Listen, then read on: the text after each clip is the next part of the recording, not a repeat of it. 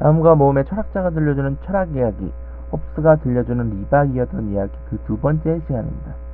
지난 시간 마지막에 만인 대 만인의 투쟁에 대해서 배웠습니다, 여러분들.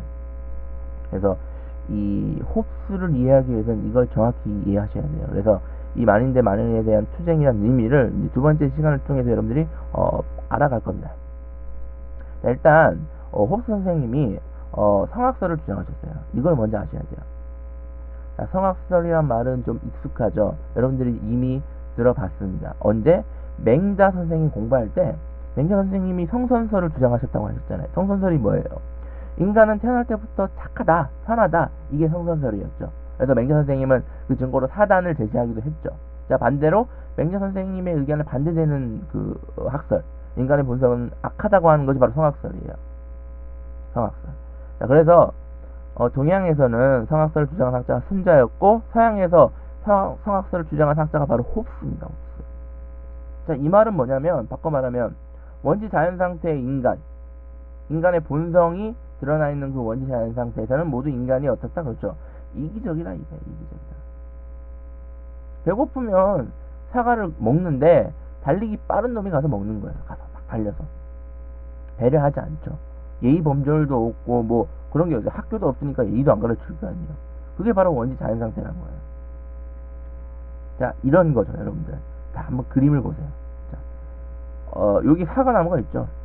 사과나무를 이 사과를 먹기 위해 사람들이 엄청나게 뛰어가죠. 근데 여기 막 그렇죠. 여기 깔려 있는 사람도 있고. 자, 그런데 물론 지금 옷을 입었는데 원래는 지금 다 옷을 벗고 있었겠죠. 원시 시대니까 그냥 그림이니까 이렇게 그려놓은 거죠. 자, 이기심, 욕심이 판치는 사회예요. 이 원시 시대는 내가 배고프면 내가 배고픈 걸 채우기 위해 내 이기심, 내 욕심만 채우면 되는 사회인 거죠. 혼란스럽죠. 당연히 이러면 여러분들 이 상황을 한번 보세요. 지금 사람들 상황을 보세요. 얼마나 혼란스러워요. 그러니까 이 원시 시대에 자기 이기심, 자기 욕심만 채우다 보면 엄청나게 혼란스러운 거예요. 배려가 없으니까. 즉 바꿔 말하면 극도의 불안 상태이기도 하죠. 여러분들이 이 시대에 살았다고 생각해보세요. 그렇죠. 나보다 달리기 잘하는 애가 저걸 먹으면 나는 굶어 죽을 거 아니에요. 그리고 이렇게 사람들이 서로 경쟁하다가 자기 욕심만 채우다가 발에 밟혀서 다칠 수도 있고 이러잖아요. 지금 이 친구도 넘어지네요. 그러니까 얼마나 불안한 상태에 있어요. 자, 바로 이러한 자연 상태를 그렇죠. 만인 대 만인의 투쟁이라고 합니다. 심지어 목숨의 위협도 느낄 수 있어요. 이게 바로 만인 대 만인의 투쟁. 그러니까 모든 사람이 모든 사람과 경쟁하는 상태다 이거죠. 자, 그런데 인간들이 이 극도의 불안 상태, 만인 대 만인의 투쟁 상태를 극복하고 해결하기 위해 국가를 만들어요. 자, 근데 국가를 만드는데 어떻게 만드냐면 계약을 통해 만듭니다. 이게 중요합니다, 여러분들. 계약을 했다는 거. 자, 계약은 뭐냐면 일단은 개인의 권리, 자유가 있죠. 여러분들 원시 시대에서는 인간이 뭐 예의 범절도 없고 이기심만 있다고 하더라도 자유는 있어요. 자유. 내가 어떻게 할 자유는 있죠. 자, 물론 지금도 자유는 있어요. 여러분들 다 자유가 있습니다. 대한민국은 자유를 보장하는 나라인데 원시 시대보단 자유가 없을 거예요. 왜냐면 여러분들 아무리 대한민국이 자유가 있다고 하더라도 뭐 그냥 길 가다가 막 사람을 때리거나 마음대로 마음에 안 든다고 뭐 자동차 신호도 안 지키고 막 간다는 거. 내 자유니까 이러면 돼요, 안 돼요? 그러면 제재를 받고 감옥에 갈 수도 있죠. 그러니까 완전한 자유는 아니에요. 책임이 따르는 자유인데 이 시대의 자유는 그냥 말 그대로 자유인 거죠. 정말 자유롭게 할 수 있는 거죠. 자, 그런데 이 자유로운 개인의 권리, 이 개인들이 아까 그 원시 상태를 극복하기 위해 어떻게 했냐면 국가에게 자유를 넘겨줘요. 이 개인들이 개인의 자유를 국가에게 넘겨줘요. 자, 국가를 만들면서 넘겨준단 말이에요.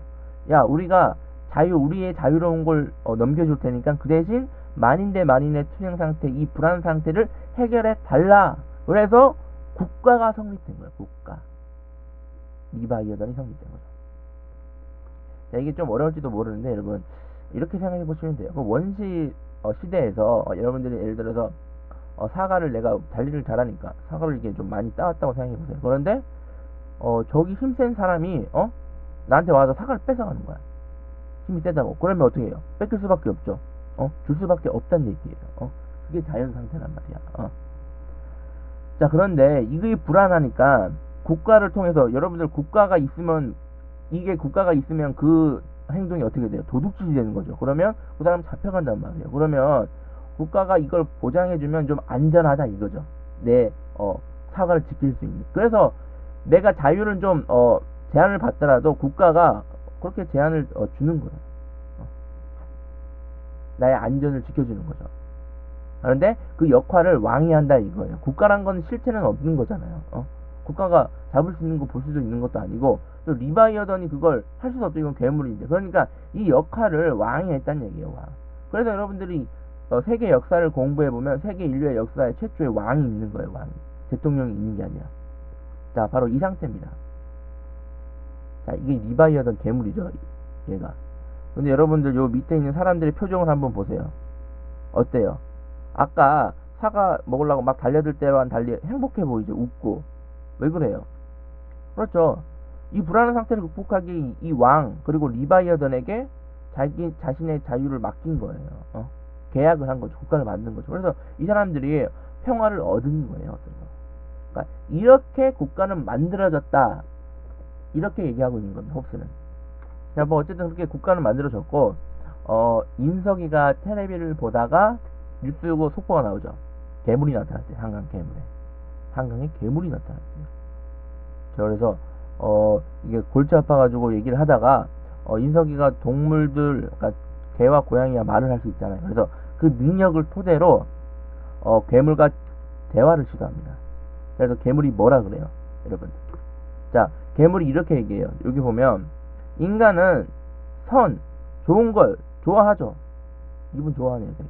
악은 어떻게 해요? 싫어하죠. 여러분들 선이 좋아요, 악이 좋아요? 악당이 좋을 리 없잖아요. 선한 게 좋아요. 인간은 모두 이러한 본성을 갖고 있는 거예요. 자신한테 해가 되는 걸 좋아하는 게 아니라 좋은 걸 만약에 좋아한다는 거죠. 자, 그리고 욕망. 인간은 모두 다 욕망이 있어요. 욕망. 욕망이 없는 사람은 없어요. 여러분들 다 욕망이 있죠. 예를 들어서 뭘 갖고 싶은 게 있잖아요. 지금 뭐 분명히 갖고 싶은 게 엄마 아빠한테 사달라고 조르는 게 있죠. 그래서 그걸 사준다 할지라도 그걸 사주면 또 다른 게 갖고 싶죠. 그게 바로 욕망의 특징입니다, 여러분들. 욕망은 채워지지 않는 거야, 인간의 욕망. 그래서 이 괴물이 이렇게 인간의 본성을 이렇게 얘기하고 있어요. 선을 좋아하고 욕망이 있고, 그리고 사과도 구르고 팽이도 움직이죠. 이게 뭐예요? 운동한다는 거예요. 운동. 즉 욕망을 계속 갈구하는 거죠. 욕망이 끊이지 않는다는 거예요. 이게 운동이에요. 그렇죠. 괴물이 이렇게 얘기하는 거예요. 인간의 모습은 이렇다. 즉 이걸 종합해보면 인간은 끊임없는 경쟁 상태에 있다, 이 얘기입니다. 자, 이 말은 자연 상태를 극복했냐, 국가를 만들어서 극복했다가 아니라 지금의 인간의 모습도 이런 거예요. 그러니까 이런 모습이 나왔으니까 지금도 인간은 여전히 그렇죠. 경쟁 상태에 있다, 이 얘기를 하고 있는 거예요. 자, 그런데 홉스가 17세기 영국에 살았는데 거기서 이제 그 당시도 엄청나게 혼란스러웠다고 그랬잖아요, 제가. 그러니까 혼란스러운 걸 다시 정리하기 위해 계속 그거 강조를 했죠. 만인 대 만인의 투쟁 상태를 극복해야 된다. 경쟁 상태를 극복해야 된다. 그러기 위해서 강력한 국가, 절대 국가가 필요하다. 이렇게 얘기했죠. 그렇죠. 그 당시 이제 왕, 귀족, 종교인들이 무자비한 정치로 시민들이 고통받고 있었는데 이 상황에서 홉스는 왕에게 좀 더 강력한 권한을 줘야 된다. 이렇게 주장을 했다는 얘기예요. 그러니까 사람들이 오해하기에. 그래서 어떻게 돼요? 사람들이 비판을 하죠. 그 당시 상황. 홉스 지금 괴물 도망가죠. 지금 사람들이 쫓겨서 지금. 그렇죠. 홉스 도망가죠. 사실 이거는 이제 그 당시 사람들이 홉스의 어떤 이런 주장을 잘못 이해한 데서 나오는 거죠. 비판을 한 거죠. 그래서 이거에 대해서는 우리가 3편에서 자세히 배울 거니까 일단은 여러분들이 2편에서는 이걸 기억하셔야 돼요. 홉스의 국가론이 가지는 의미. 홉스는 자연 상태의 인간, 만인 대 만인의 투쟁 상태에서 인간을 가정을 했죠. 그리고 그걸 극복하기 위해 국가를 만들었어요.